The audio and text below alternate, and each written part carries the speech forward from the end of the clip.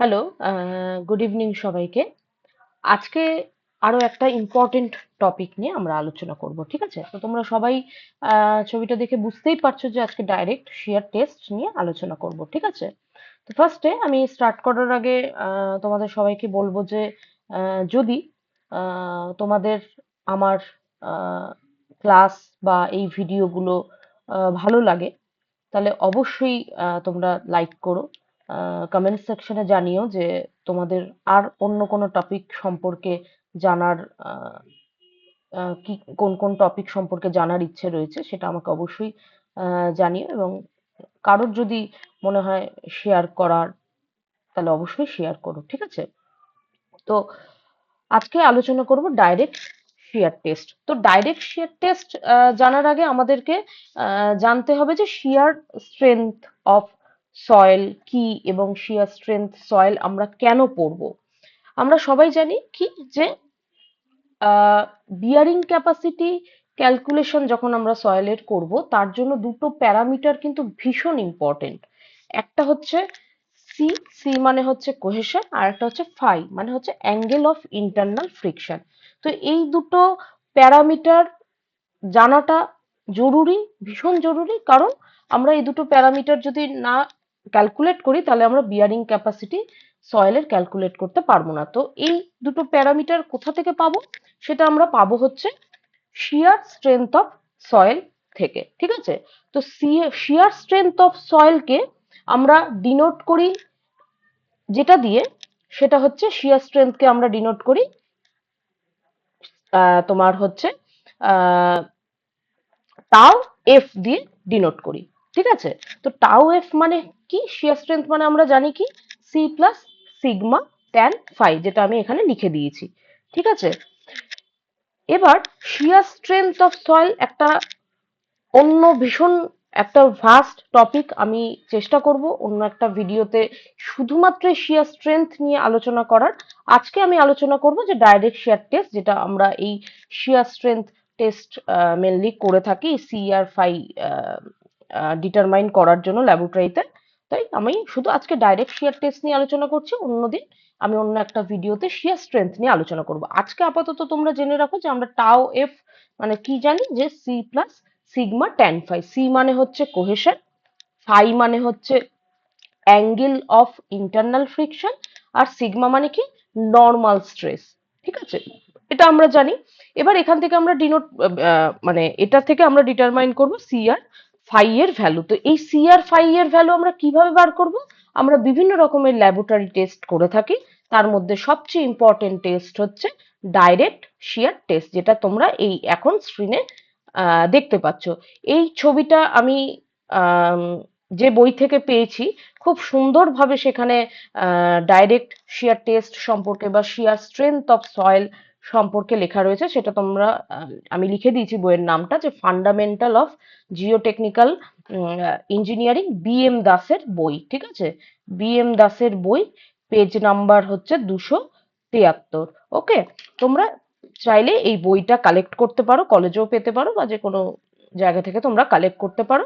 এই বইটাতে অত্যন্ত ভালোভাবে কিন্তু শিয়ার স্ট্রেংথ অফ সয়েল বা এই ডাইরেক্ট শিয়ার টেস্ট সম্পর্কে লেখা রয়েছে, ঠিক আছে? তো ডাইরেক্ট শিয়ার টেস্ট আমরা শিয়ার স্ট্রেংথের যে দুটো প্যারামিটার রয়েছে, সি আর ফাই, ঠিক আছে, সেই দুটোকে ডিটারমাইন করার জন্য আমরা ল্যাবরেটরি টেস্ট করে থাকি, ডাইরেক্ট শিয়ার টেস্ট করে থাকি, ঠিক আছে? তো এখানে দেখতে পাচ্ছ যে এটা ডাইরেক্ট শিয়ার টেস্টের একটা ডায়াগ্রাম দিয়েছে। এই আউটার পোর্শনটা হচ্ছে ডাইরেক্ট শিয়ার টেস্ট বক্স, তোমরা যেটা ল্যাবরেটরিতে মনে হয় কম বেশি অনেকেই করেছো।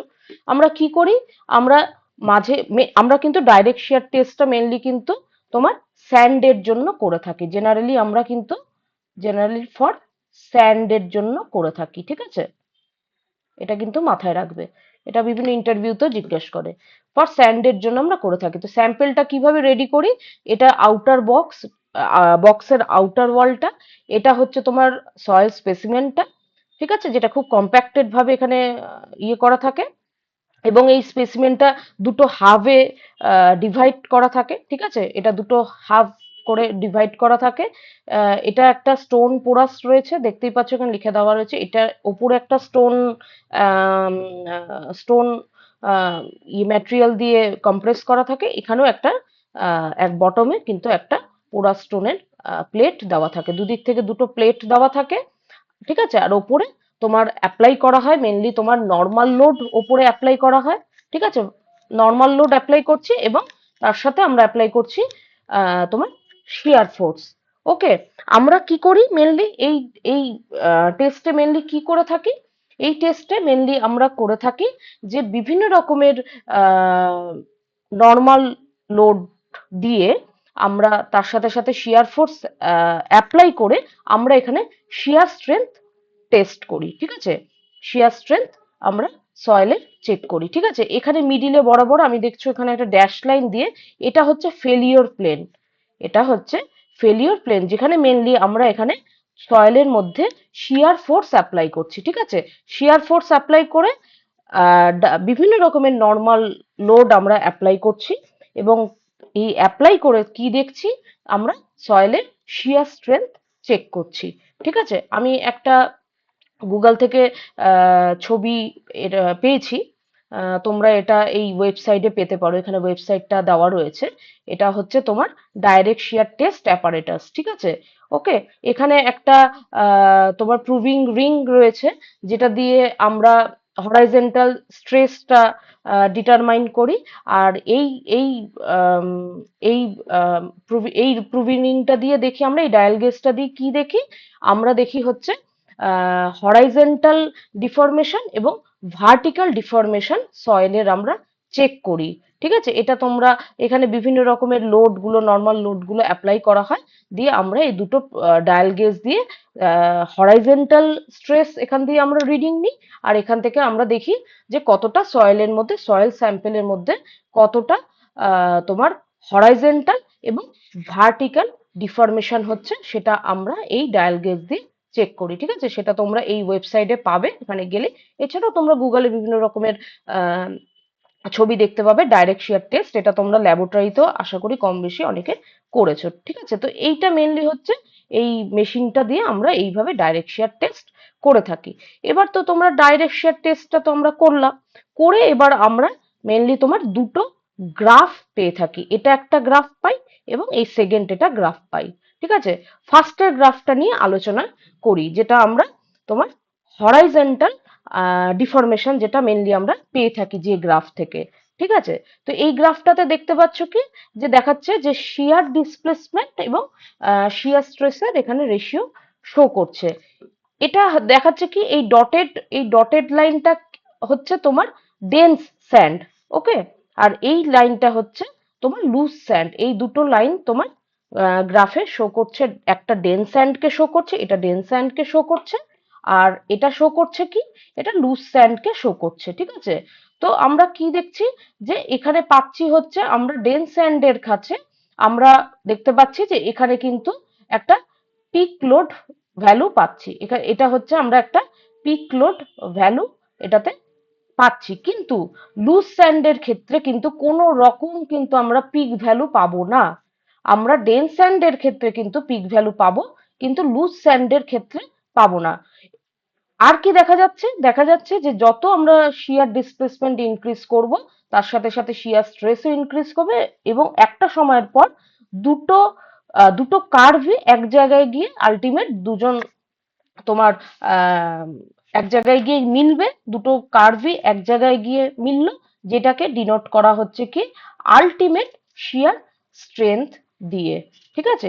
এটাকে বলা হচ্ছে তোমার আলটিমেট শিয়ার স্ট্রেংথ বা রেসিডুয়াল স্ট্রেংথ বলা হয়, ঠিক আছে। তো এই কার্ভটা দিয়ে আমরা এটা বুঝতে পারছি। নেক্সট যেটা আমি বলছি, নেক্সট আরেকটা কি পাচ্ছি আমরা, আরেকটা পাচ্ছি হচ্ছে ভার্টিক্যাল তোমার ডিফরমেশন সয়েলের মধ্যে কতটা হচ্ছে, ঠিক আছে। তো এই এই এই এই প্লটটা থেকে আমরা কি দেখতে পাচ্ছি, আমরা দেখতে পাচ্ছি যে শিয়ার ডিসপ্লেসমেন্টের আপার পোর্শনটা রয়েছে এক্সপ্যানশন এবং কম্প্রেশন, ঠিক আছে। তো যখন আমরা শিয়ার স্ট্রেংথ সয়েলের মধ্যে বা স্যান্ডের মধ্যে যখন স্যাম্পেলের মধ্যে যখন অ্যাপ্লাই করছি, ঠিক আছে, শিয়ার ফোর্স যখন অ্যাপ্লাই করছি, তখন দেখা যাচ্ছে যে ডেন্স স্যান্ডের ইনিশিয়াল স্টেজে, ডেন্স স্যান্ডের ক্ষেত্রে এটা হচ্ছে ডেন্স স্যান্ড, এখানে লিখে দেওয়া রয়েছে ডটেড লাইনটা হচ্ছে ডেন্স স্যান্ড, এটা হচ্ছে লুজ স্যান্ড। ডেন্স স্যান্ডের ক্ষেত্রে কি হচ্ছে,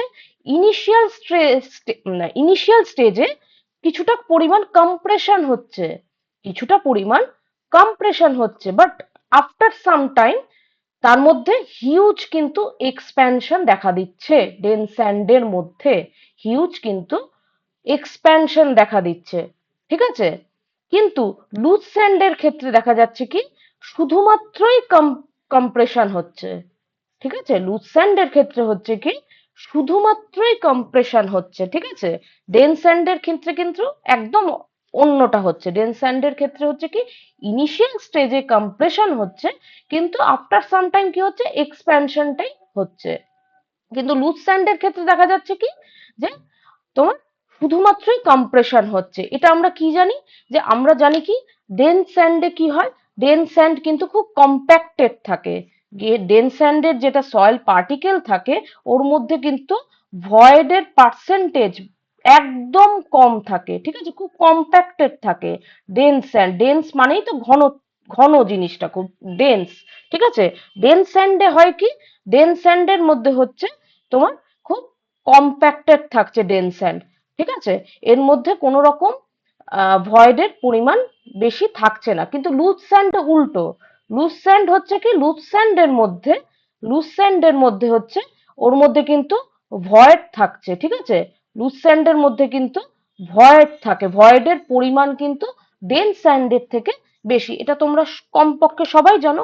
এবার যখন আমরা শিয়ার ফোর্স সয়েলের মধ্যে অ্যাপ্লাই করছি তখন হচ্ছে কি এই পার্টিকেলগুলোর মধ্যে প্রবণতা হচ্ছে যে পজিশন চেঞ্জ করছে, রোল ওভার করছে, মানে এখানে ছিল ও জায়গা চেঞ্জ করে আগিয়ে যাচ্ছে একটু একটু করে, এদিকে আগিয়ে, মানে এদিক এখানে ছিল, এখানে ছিল, আগিয়ে যাচ্ছে, তখন এখানে চলে আসছে, তখন এগিয়ে যাচ্ছে, ঠিক আছে। এরকম করে ধরো মানে পজিশন চেঞ্জ হচ্ছে, ওরিয়েন্টেশন চেঞ্জ হচ্ছে। এর ফলে হচ্ছে কি, এর ফলে হচ্ছে কি ডেন্স স্যান্ড কিছুটা, ডেন্স স্যান্ড দেখা যাচ্ছে লুজ স্যান্ডের মতন বিহেভিয়ার করছে, আর লুজ স্যান্ড দেখা যাচ্ছে যে ডেন্স হয়ে যাচ্ছে। ঠিক এই কার্ভটাই সেটা বোঝাচ্ছে, ঠিক আছে। কেন হচ্ছে, এটা থেকে আমরা কি পাচ্ছি, ডেন্স স্যান্ড মানে কি ওর মধ্যে ভয়েডের পার্সেন্টেজ কম, ডেনসেন্ট মানেই আমরা জানি যে ওর মধ্যে ভয়েডের পার্সেন্টেজ কম, ও খুব কম্প্যাক্ট থাকে। কিন্তু লুসেন্ট আমরা জানি কি ওর মধ্যে ভয়েডের পার্সেন্টেজ রয়েছে, ভয়েডস রয়েছে। কিন্তু এক্ষেত্রে দেখা যাচ্ছে কি, এক্ষেত্রে দেখা যাচ্ছে যেটা আমাদের কার্ভ দেখাচ্ছে, এই কার্ভটা থেকে আমরা পাচ্ছি কি, যে দেখা যাচ্ছে যখনই আমরা শিয়ার ফোর্স অ্যাপ্লাই করছি সয়েলের মধ্যে তখন দেখা যাচ্ছে যে ডেন্স স্যান্ড ইনিশিয়াল স্টেজে কম্প্রেস হচ্ছে, কিন্তু একটা সার্টেন টাইমের পর ওর মধ্যে হিউজ এক্সপ্যানশন হচ্ছে। এই কার্ভটা কি এখান থেকে এক্সপ্যানশন দেখাচ্ছে, এই কার্ভটা কি এক্সপ্যান্ড হচ্ছে, ঠিক আছে। তার মধ্যে মানে কি ওর মধ্যে ভয়েড ইনক্রিজ হচ্ছে, ঠিক আছে। ডেন্স অ্যান্ড বিহেভ করছে লুজের মতন গিয়ে।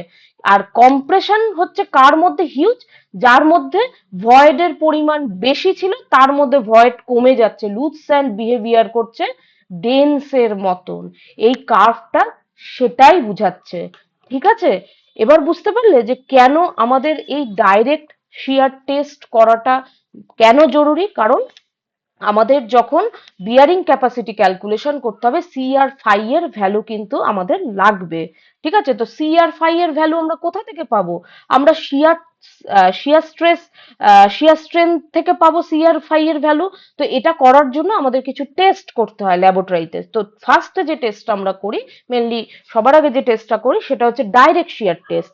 তো ডাইরেক্ট শিয়ার টেস্ট করে আমরা দেখতে পাচ্ছি যে আমাদের স্যাম্পেলের মধ্যে কিন্তু বিহেভিয়ার চেঞ্জ হয়ে যাচ্ছে যখনই আমরা শিয়ার স্ট্রেস অ্যাপ্লাই করব। আমরা কিভাবে শিয়ার স্ট্রেস অ্যাপ্লাই করছি এই ছবিটা যদি দেখি, আমরা জানি কি এই প্রুভিং রিংটা দিয়ে আমরা হরাইজন্টাল লোড ডিটারমাইন করছি, আর এই প্রুভিং রিংটা দিয়ে আমরা কি দেখছি, ওপরের যেটা আছে আমরা দেখছি হচ্ছে কতটা স্যাম্পেলের মধ্যে তোমার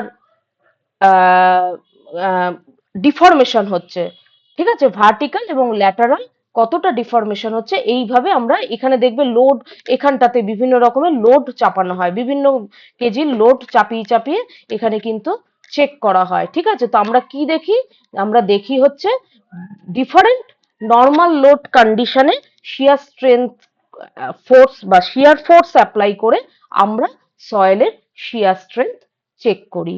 ঠিক আছে, তো এটা আমি একটা শর্টের ওপর দিয়ে ওভারভিউ দেওয়ার চেষ্টা করলাম তোমাদেরকে। আশা করি তোমরা বুঝতে পেরেছো।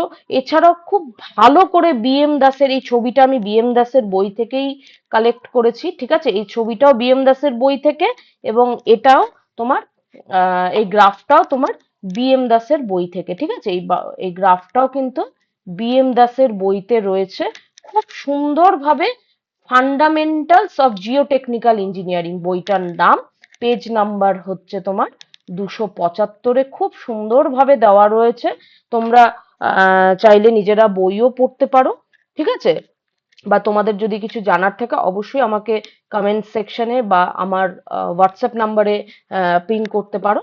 আমি চেষ্টা করব আমার যতটা সম্ভব তোমাদেরকে বোঝানোর। ঠিক আছে, আজকে এই অবধিই থাক। আমি আহ, অন্য একটা ভিডিওতে অন্য একটা ক্লাস নিয়ে আসবো, আবার অন্য একটা টপিক নিয়ে আলোচনা করব। ঠিক আছে, তো আজকে এই পর্যন্তই আলোচনা করলাম যে ডাইরেক্ট শেয়ার টেস্ট আমরা কেন করব এবং ডাইরেক্ট শেয়ার টেস্ট থেকে আমরা কি পাচ্ছি। ওকে, থ্যাংক ইউ।